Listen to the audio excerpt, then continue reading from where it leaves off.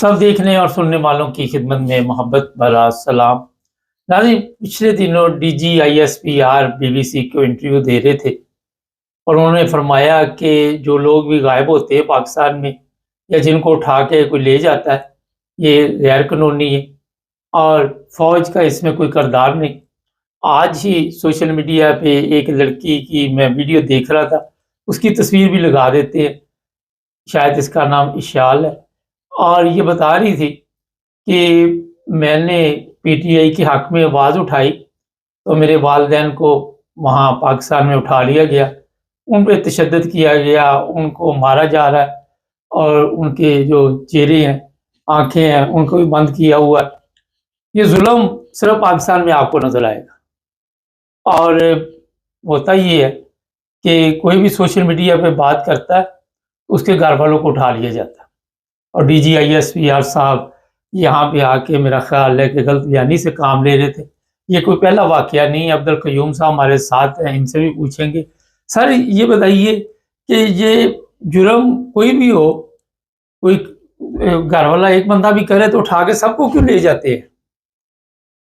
देखिए मुबारक साहब, ये चूंकि पाकिस्तान के अंदर आइन बेआइन मुल्क है, वहाँ पे कानून नहीं है और आपके वो अदारे जो इंसाफ देने वाले हैं वो सारे इनके खरीदे हुए लोग हैं, वो किराए के लोग हैं। हमने कल भी बात की है। और बाकी जो लोग हैं वो इनके नीचे दबे हुए हैं। तो ये फिर एक ही अदारा रह गया है जो इस तरह के काम कर रहा है। और ये आज की बात नहीं है, ये बहुत पुरानी बात है। आपको पता है 30, 40, 50 साल से लोग अपने रिश्तेदारों को ढूंढ रहे हैं, वो गायब हो गए, आज तक उनको मिले नहीं है। और ये जो DGISPR है ये झूठ बोल रहा है चूंकि इसकी नौकरी का मसला है। इससे पहले आपको याद होगा जो DGISPR था वो बाजवे के लिए किस तरह वो झूठ बोल रहा था और उनके चेहरे उतरे हुए थे। और बाद में वो दोनों चले गए, DGSI भी चला गया, DGISPR भी चला गया, नौकरी से फारूक हो गए। तो ये भी फारूक हो जाएगा। ये जो इंसान बददियानती से काम करता है, इससे बेहतर होता है कि लोगों ने आपकी फौज में रिजाइन दिए हैं, वो कहते हैं हम मुल्क के आइन के मुताबिक काम नहीं कर सकते, हम रिजाइन दे रहे हैं। बहुत सारे जनरल ने रिजाइन दिए हैं, आपको सब पता है। तो ये सब झूठ बोल रहे हैं मुबारक साहब। ये मुल्क इनके बाप का नहीं है। ये मुल्क कोई जो 4 स्टार से 5 स्टार खुद ही बन गया, वो उसके बाप का नहीं है, ना था, ना है, ना होगा। ये पाकिस्तानी कौम का मुल्क है जहाँ 20 से लेके 24 करोड़ अगर लोग रहते हैं, तो ये उनका मुल्क है। और उनके यहाँ पे सवाल है, ये जो 25 करोड़ अवाम रहते हैं, ये भी तो जिंदा लाशें बन चुकी हुई है ना, ये भी तो ज़हनी मरीज हैं अक्सर इनमें। वो तो इस काबिल ही नहीं छोड़े इन्होंने कि वो कोई फैसला कर सके अपनी जिंदगी का या कोई सच के लिए वो आवाज उठा सके। ये बात है ना, आपकी कौम जो मुबारक साहब एक अल्फाज हम दोहराते रहे कई सालों से कि ये कौम मुर्दा है। उसका मतलब यही होता है कि जब कौम के साथ ज्यादती हो, एक मुर्दा जो होता है उसके कान नाक काट के फेंक दो कूड़े में, तो वो तो मुर्दा है। इसी तरह ये कौम मुर्दा है, इसका नाक कान काटे जा रहे हैं, उनको पता ही नहीं है। चूंकि करप्ट ये नेशन हो गई है, करप्ट बददियानत हो गए ये लोग, और ये नकमी कौम है, ये लोगों ने बोला। तो जब नकम्मी और बददियानत कौम के साथ ये हो रहा है तो ठीक हो रहा है। फिर चूंकि बोल कोई नहीं रहा। आपके ये जो मिनिस्टर ये चीफ मिनिस्टर है, ये सारे जैली और ये किराए के लोग बैठे हैं, तो इसलिए सब कुछ हो रहा है मुबारक साहब। अच्छा, कल मुझे भी परसों हंसी आ रही थी। मरियम कहती मैं नमाज पढ़ा हूँ, इलेक्शन बेईमानी से जीते, भाई जो है वो यहाँ पे दिवालिया हो गया, वहां पे 10 खरब का टीका लगा दिया। नमाज का मतलब तो ये होता है कि अगर आपने नमाज पढ़ी है तो दूसरी नमाज के दरमियान आपसे कोई गुनाह ना हो, मगर इन लोगों को नमाज की अहमियत का भी इल्म नहीं। सर, सवाल चलेंगे, वहाँ पे लोग अब सड़कों पे आए हुए हैं। जो खानदान था वो तो दुनिया से चला गया। होता ये है कि जो फौज है किसी मुल्क की भी, वो इमरजेंसी में काम आती।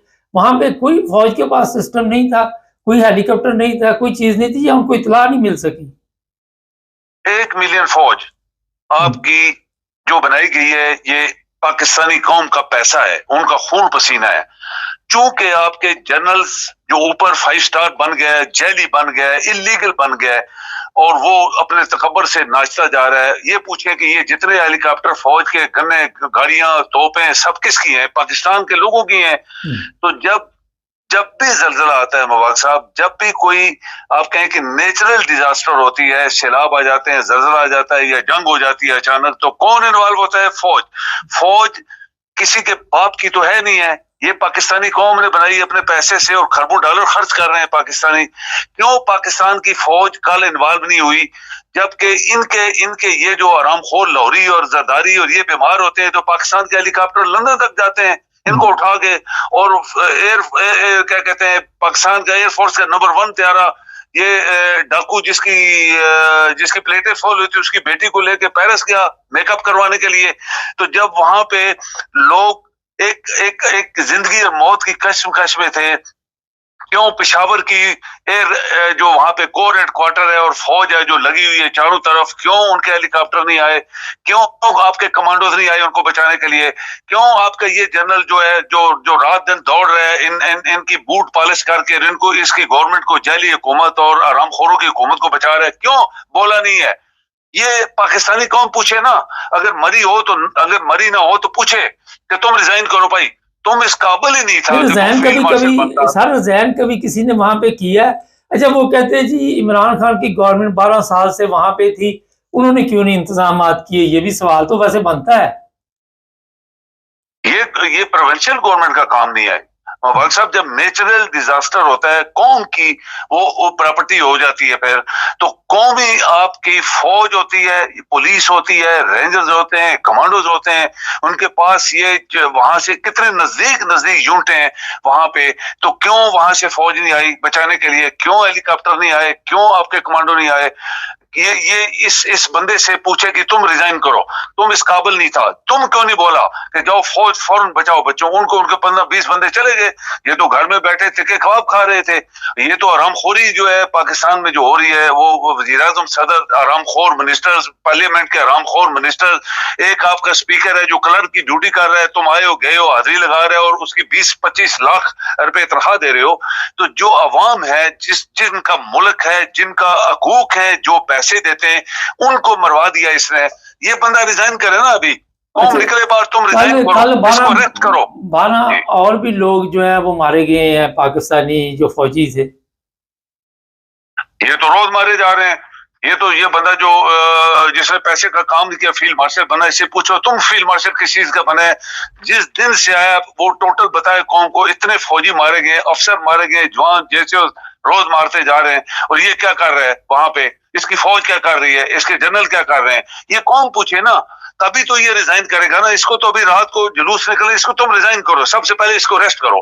یہ تم نے پاکستانی قوم کو 2.5 سال 3 سال سے چلنے نہیں دیا، تمہیں سب سے پہلے پکڑنا چاہیے اس قوم کو کہ تم اور تمہارے منسٹرز اور وزیر اعظم اور صدر ان کو ریسٹ کرو اور ان کو سزائے موت دو، کیونکہ یہ پاکستان کے غدار ہیں جو پاکستان کو چلنے نہیں دے رہے۔ نہیں، کون دے سزائے موت؟ عدالتیں تو ان کی ہیں، ان کے حکم پہ تو عدالتیں چل رہی ہیں وہاں پہ۔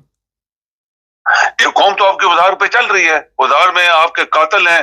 یہ قوم کے اندر یہ جو آپ کی حکومت ہے، اس میں قاتل شامل ہیں، اس میں منی لانڈر شامل ہیں، اس میں بددیانت نالائق ترین لوگ شامل ہیں، اس میں حرام خور لوگ شامل ہیں۔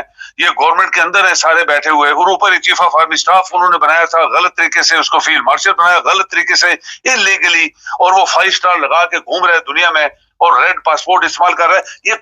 یہ کون پوچھے گا مبارک صاحب؟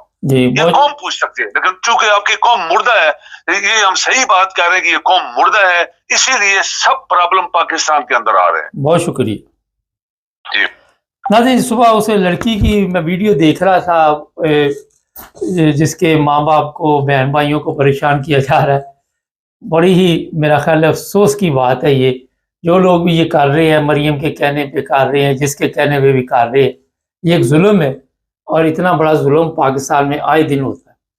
آئے دن لوگوں کے بہن بھائیوں کو، ماں باپ کو اٹھایا جائے، کوئی بھی حق اور سچ کی بات کرے۔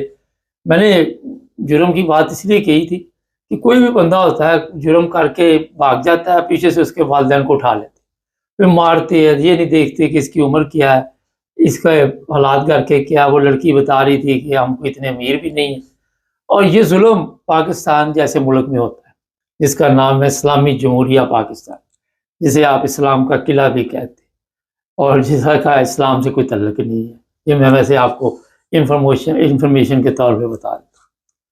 خدا کا کوئی خوف کرنا چاہیے، کوئی بھی حق اور سچ کی اگر بات کرتا ہے، توجہ دلاتا ہے، تو اس کی بات سنو، یہ نہیں کہ اس کے اوپر تشدد، اس کے گھر کو توڑ دو، اس کے لیے جینا حرام کر دو۔ اور آپ کو کس الفاظ میں لوگ یاد رکھیں گے؟ میرا خیال ہے کہ اس سے پہلے جس طرح لوگوں کے اوپر لعن طعن پڑتی تھی، اس میں کمی نہیں آئے گی۔ چینل کو سبسکرائب کریں، جڑے رہیں ہمارے